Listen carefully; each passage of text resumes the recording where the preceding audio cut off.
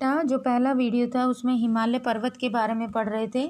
आगे हम इसी में हिमालय पर्वत को मैंने बताया था कि इसे हम अगर अक्षांशीय विस्तार के थ्रू हम देखें तो इसे हम 3 पर्वत श्रेणियों में बांटते हैं।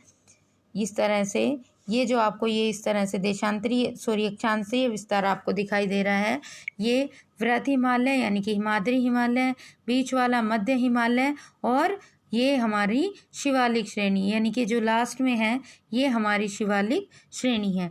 जो हमारी वृहद हिमालय श्रेणी है इसमें बहुत सारी ऊंची चोटियां पाई जाती हैं। माउंट एवरेस्ट है, कंचनजंगा है, नागा पर्वत है, नंदा देवी है, नामचा बरुआ है। जो माउंट एवरेस्ट है वो नेपाल में स्थित है और ये दुनिया की सबसे ऊंची चोटी है।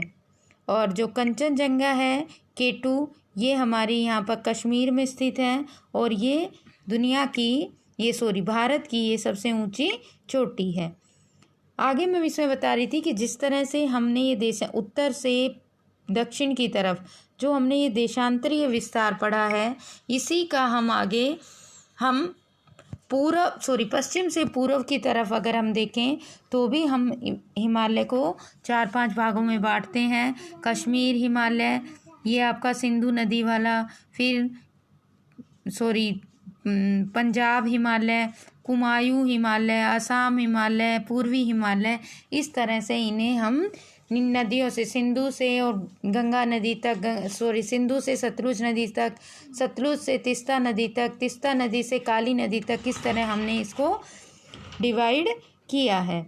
आगे आ जाता है हमारा इसमें उत्तरी मैदान यानी कि जो भारत का विशाल उत्तरी मैदान है, समतल उपजाऊ क्षेत्र है, इसे हम क्या कहते हैं, भारत का ये बहुत ही उपजाऊ क्षेत्र है।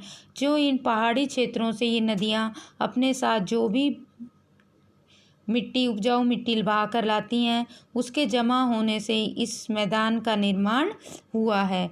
इसे हम उत्तरी भारत का मैदान या उत्तर पूर्व का मैदान या सिंधु गंगा एवं ब्रह्मपुत्र नदियों का मैदान भी कहते हैं। यह बहुत लंबे समय से जो हिमालय के तलहटी में स्थित जो द्रोणियां हैं उनके उसमें निक्षेप होने से इस उपजाऊ मैदान का निर्माण हुआ है। यह मैदान लगभग कितना चौड़ा है?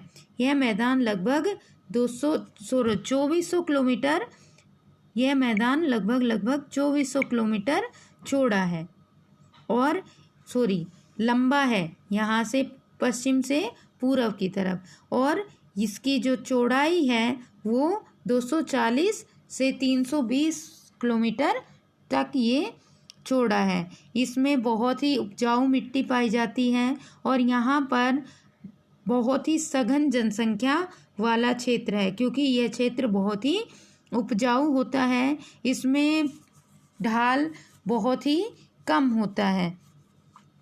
यहाँ पर हमें दोआब क्या होता है, 2 नदियों के बीच का भाग होता है यानी कि जो जैसे सिंधु से सतलुज नदी के बीच का भाग, इस तरह से सतलुज से गंगा नदी के बीच का दोआब, यानी कि इस तरह के जो क्षेत्र पाया जाता है। ऐसे ही पंजाब है, पंजाब 5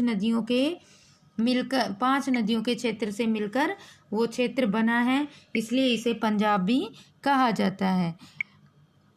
गंगा के मैदान का विस्तार घग्गर तथा तीस्ता नदियों के बीच है और भारत के राज्य हरियाणा, दिल्ली, उत्तर प्रदेश, बिहार, झारखंड और कुछ भाग पश्चिम बंगाल में भी इस मैदान का फैला हुआ है। यानी कि ये जो हमारे ये जो एरिया है ये इसमें सब में हमारा मैदानी क्षेत्र का विस्तार है।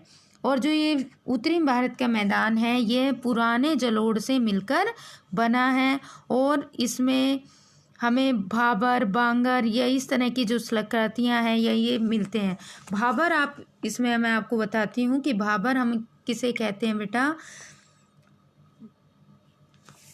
जो आपका भाबर है ये बहुत ही जो हिमालय के जो तटीय क्षेत्र हैं, हिमालय के जो तलहटी वाले क्षेत्र हैं उसमें इस क्षेत्र का विस्तार है। यानी कि 1 मिनट,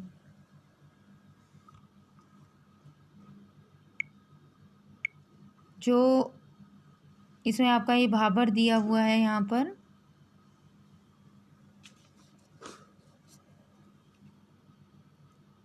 यहाँ की है, अगले पेज पे दे रखा है ये वाला।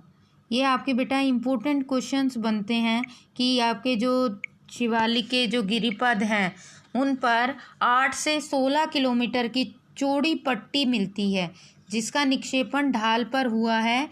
इसे हम भाबर के नाम से जाते हैं। तो कई बार ये 2 नंबर में क्वेश्चन इंपॉर्टेंट पूछा जाता है कि भाबर क्या है। ये हिमालय पर्वत के गिरिपद यानी कि तलहटी क्षेत्र में जो 8 से 16 किलोमीटर लंबी एक पट्टी का निर्माण हुआ है जहाँ पर सरिताएं विलुप्त हो जाती हैं, यानी कि जो नदियों की धाराएं हैं वो मिट्टी के अंदर विलुप्त हो जाती हैं, उसे हम भाबर कहते हैं। इससे बाद आता है कि तराई क्षेत्र क्या है।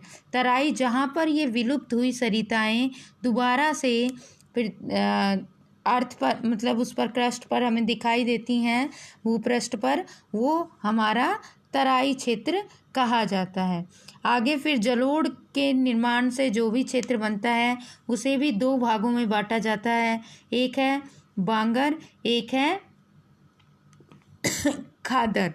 बांगर क्या है? ये पुरानी जलोढ़ मिट्टी से मिलकर बना है और खादर नई जलोढ़ मिट्टी से मिलकर बना है। आगे आ जाता है हमारा प्रायद्वीपीय पठार। जो भारत का जो दक्षिणतम क्षेत्र है उसको हम प्रायद्वीपीय पठार के नाम से जानते हैं। इसमें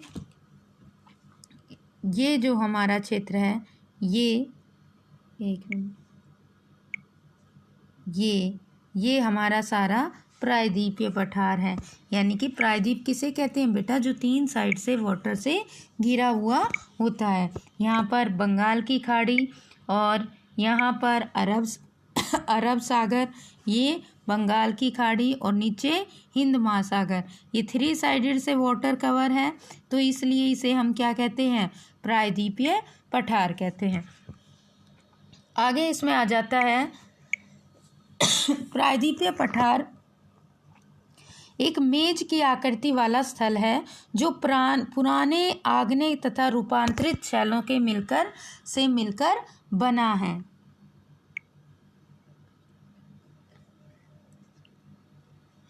आगे हम नेक्स्ट उसमें पढ़ेंगे प्रायद्वीपीय पठार और जो तटीय क्षेत्र हैं उनके बारे में।